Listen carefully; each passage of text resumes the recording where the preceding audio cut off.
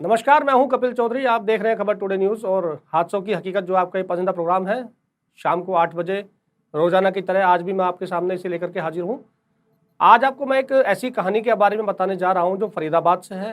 हरियाणा का जो फरीदाबाद है, क्योंकि सब लोग जानते हैं, जाना माना शहर है और दिल्ली के काफ़ी नज़दीक भी है। यहाँ की ये कहानी है एक पागल सन की, बोल सकते हैं उसे, कि जो बच्चियों को साथ में दरिंदगी की घटना को अंजाम देने के बाद उनकी लाश को वो ठिकाने लगा देता था। उसके बारे में आज इस कहानी में मैं आपको विस्तार से बताऊंगा।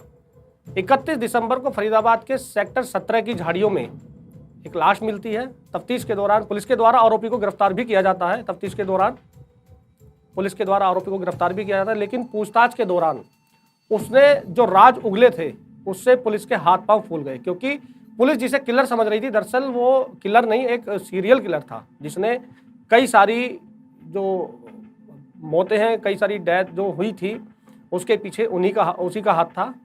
और उसने इससे पहले भी कई कत्ल किए थे, जिसका खुलासा अभी होना बाकी था, क्योंकि जब पुलिस ने उसे गिरफ्तार किया था तो उस समय में पुलिस ने जब वहाँ पर जो एक डेड बॉडी पाई थी, उसके शक की बिना पे उसे उठाया था। जब पुलिस के सामने उसने राज उगलने स्टार्ट किए तो कहीं ना कहीं पुलिस भी उसकी बातों से दंग रह गई। 22 साल की एक लड़की के कत्ल के मामले में जब फरीदाबाद पुलिस ने क्राइम ब्रांच की जो टीम थी, आरोपी राज सिंह, जिसका नाम था, राज सिंह को गिरफ्तार किया और उसने अपना जुर्म भी कबूल लिया, क्योंकि पहले तो वो मना कर रहा था, लेकिन जब पुलिस ने अपने तरीके से उससे पूछताछ की तो उसने अपना जुर्म कबूल कर लिया। उसने बताया कि 31 दिसंबर को वो लड़की को सेक्टर 17 नहर के पुल के पास ले गया और उसके साथ गलत हरकत करने की कोशिश की थी, जिसका विरोध किया लड़की ने, और आरोपी ने पकड़े जाने के डर से उसकी गला दबाकर वहीं पर हत्या कर दी और जाते जाते उसकी लाश को झाड़ियों में फेंक कर वो चला गया वहां से। करीब हफ्ते भर की मेहनत के बाद फरीदाबाद पुलिस ने नाबालिग लड़कियों को शिकार बनाने वाले सीरियल किलर को दबोच लिया। 22 साल की जो युवती थी, उसकी हत्या कर लाश को झाड़ियों में फेंकने के मामले में गिरफ्तार किया गया था सिंहराज को। पुलिस की पूछताछ में सिंहराज ने खुलासा किया कि उसने सिर्फ 22 साल की लड़की का ही नहीं, बल्कि 3 और नाबालिग लड़कियों का भी कत्ल किया है। वो इससे पहले भी इसी तरीके से 3 नाबालिग लड़कियों की हत्या कर चुका था। सिंहराज का दिमागी संतुलन बिगड़ चुका था और वो नाबालिग लड़कियों का अपना शिकार बनाता था, उनके साथ पहले संबंध बनाता था, छेड़छाड़ करता था और विरोध करने पर या शोर मचाने के जो डर था उसको लेकर के उसकी हत्या कर देता था। लाश को आगरा की नहर थी उसमें फेंक देता था। इतना ही नहीं, सिंहराज ने 1986 में अपने चाचा और उसके बेटे की भी हत्या कर दी थी। हालांकि इस मामले में पुलिस ने उसको पकड़ लिया था, लेकिन जो सबूत थे वो सबूत कम थे, जिसकी वजह से वो छूट गया था। अपने चाचा और उसके बेटे की सिंहराज ने गला काट कर हत्या की थी, इसलिए इलाके के लोग उसे मुंडकटा कहकर भी बुलाते थे, क्योंकि अमूमन देखा गया है कि इस तरह की घटना को जब कोई अंजाम दे देता था तो इलाके में उसका नामकरण भी कर दिया जाता है, और इलाके में उसका नामकरण किया था, उसे मुंडकटा कहकर बुलाते थे लोग। वो इतना ज़्यादा संवेदनशील था कि अगर उसे कोई जलील कर दे, यानी अगर कहीं पे उसकी बहस हो जाए या किसी तरह की कोई बात हो जाए, तो वो उससे बदला लेने के लिए बिल्कुल उतारू रहता था।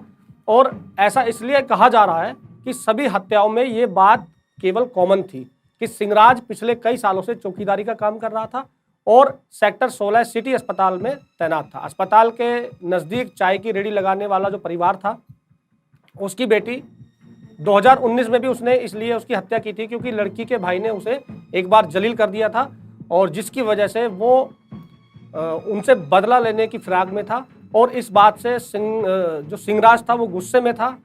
लिहाजा करीब 16 दिसंबर 2019 को मौका पाकर उसने 14 साल की उनकी बेटी को बहला फुसलाकर रात के वक्त अस्पताल में बुलाया और छेड़छाड़ करने लगा, जबरदस्ती करने लगा। लड़की ने जब विरोध किया तो उसकी वहीं पर हत्या कर दी, और लाश को ठिकाने लगाने का भी उसका एक काम था कि लड़की की गुमशुदगी की रिपोर्ट जब लिखाई गई तो उसका कोई पता नहीं चल पाया था आज तक।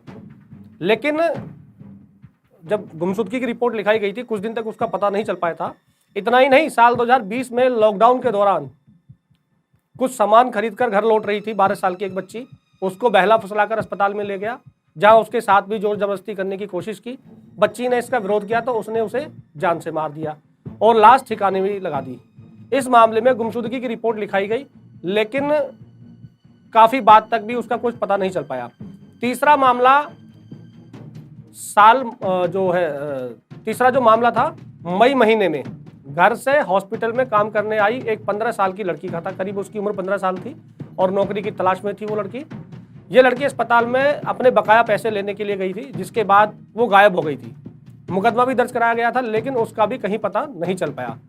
सिंगराज से जब पुलिस ने पूछताछ की तो उसने बताया जब किशोरी अस्पताल आई तो उसके साथ उसने छेड़छाड़ की, जिसका उस लड़की के द्वारा विरोध किया गया और सिंगराज ने उसकी हत्या कर दी। हत्या करने के पीछे सिंगराज की एक अपनी टेंडेंसी थी, एक अपना तरीका था कि वो हर कत्ल से पहले कपड़े से गला दबाता था। इसके बाद वह उन्हें बोरे में भरकर अपनी साइकिल पर रखकर, जिससे कोई शक भी ना करे, देर रात आगरा की जो नदी थी उसमें फेंक के आता था। ऐसे कामों के लिए वो हमेशा एक अपने साथ में गमछा रखता था, जिससे वो आसानी से गला दबा सके या उसका जो है किसी तरह से उसको मार सके गला दबा के। तो किशोरियों की जो किशोरियों की मौत हुई थी उन सभी को वो मौत के घाट उतार देता था। आखिर ये वारदात उसने ऐसी लड़की के साथ अंजाम दिया जिसे वो पिछले करीब 2 साल से जानता था। 31 दिसंबर को उसने उसे बुलाया और सेक्टर 17 जो था वहां पर उसके पुल के पास उसे ले गया। सुनसान इलाका था, झाड़ियां थी, वहां उससे छेड़छाड़ करने की कोशिश करने लगा तो लड़की ने इसका विरोध किया और वहीं पर उसकी चोटी और अपने मफलर से उसका गला दबाकर उसकी हत्या कर दी और उसका मोबाइल फोन अपने साथ लेकर फरार हो गया। घर वालों ने पहले तो गुमशुदगी की रिपोर्ट लिखाई, हालांकि बाद में उसकी डेड बॉडी मिलने पर हत्या का मुकदमा जो था वो दर्ज कर लिया गया था। केस की जांच क्राइम ब्रांच डीएलएफ को सौंपी गई, जो वहाँ डीएलएफ में जो क्राइम ब्रांच की टीम थी उसको सौंपी गई।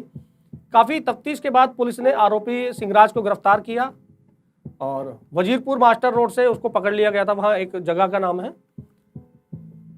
तब पुलिस को यह अंदाजा नहीं था कि जिसे वो किलर समझ रही थी वो एक सीरियल किलर निकलेगा, क्योंकि जिस तरह से उसने बच्चियों को मौत के घाट उतारा था, उनके साथ छेड़छाड़ करता था, छेड़छाड़ करने के बाद जब वो विरोध करती थी उनको वो मौत के घाट उतार देता था और एक बोरे में भरकर अपनी साइकिल पर रखकर उनकी जो डेड बॉडी थी उसको नहर में डाल देता था। उसके पास एक गमछा हुआ करता था, जैसा अमूमन लोग रखते हैं अपने साथ में, गर्मी का मौसम है, और गमछे से फिर वो उनकी हत्या कर देता था। बाद में पकड़ा गया और उसको जेल भी हुई और सलाखों के पीछे वो पहुंच गया है। हादसों की हकीकत जो ये प्रोग्राम है आपका पसंदीदा, इसका मतलब ही है कि जो आने वाला समय है उस समय की दस्तक को पहचानना, क्योंकि अगर हम पहले से ही सचेत रहेंगे और पहले से ही अपने आसपास का जो एरिया है उसमें देखेंगे कि किस तरह से लोगों की मानसिकता है या कौन क्या सोच सकता है, इस तरह का जो सीरियल किलर है वो कहीं ना कहीं हमारे बीच ही मौजूद होता है और जब उसका दिमागी संतुलन खराब हो जाता है तो कहीं ना कहीं वो किसी भी हद तक जा सकता है। इन सब चीज़ों को हमें नोटिस भी करना होगा और इन सब चीज़ों के लिए अपने परिवार को और अपने बच्चों को भी समझाना होगा कि किस तरह से समाज है, किस तरह से रहना चाहिए। तो ये सारी चीज़ें हमें बिल्कुल ध्यान रखनी पड़ेंगी, जिसकी वजह से हम अपने परिवार की जिससे हम अपने परिवार की सुरक्षा कर सकते हैं, ये कह सकते हैं आप। और गर्मी का मौसम है, आप देख ही रहे हैं कि मई का महीना है, ये आज 2 तारीख है, 2 मई है और बाहर बिल्कुल रोड पर बहुत तेज़ गर्मी है और गर्मी के मौसम में पानी भी पीना चाहिए ज़्यादा से ज़्यादा, जिससे आपकी सेहत भी बनी रहे। और इस तरह की जो तमाम खबरें हैं उनको लेकर के हम आपके सामने हाजिर रहेंगे। अगर ये खबर आपको अच्छी लगी है तो इसमें हमारे कमेंट बॉक्स में जाकर बताइए और चैनल को सब्सक्राइब कीजिए। और अगर आप कोई सजेशन या कोई सुझाव देना चाहते हैं तो वो भी हमारे कमेंट बॉक्स में आप दे सकते हैं, या कोई कहानी आपको सुननी है तो उसके बारे में आप बता सकते हैं। उस कहानी पर भी हमारी टीम काम करके वो कहानी भी आपके लिए हम लेकर के आएंगे। तो इस तरह की जो तमाम कहानियाँ हैं, साइबर क्राइम की भी कहानियाँ आने वाले समय में हम आप लोगों को बताएंगे, किस तरह की साइबर जो अपराधी हैं वो घटनाओं को अंजाम देते हैं, कैसे लोगों का पैसा लूटते हैं। तो इस तरह की जो तमाम कहानियाँ हैं उनको लेकर के हम आपके पास आते रहेंगे। इसी तरह से आपका प्यार मिलता रहे और इसी तरह से आप ये अपना पसंदीदा प्रोग्राम देखते रहें और इसी तरह से आप लोग खबर टुडे न्यूज़ की पूरी टीम को इसी तरह से मान सम्मान और इसी तरह से प्यार देते रहें। नमस्कार।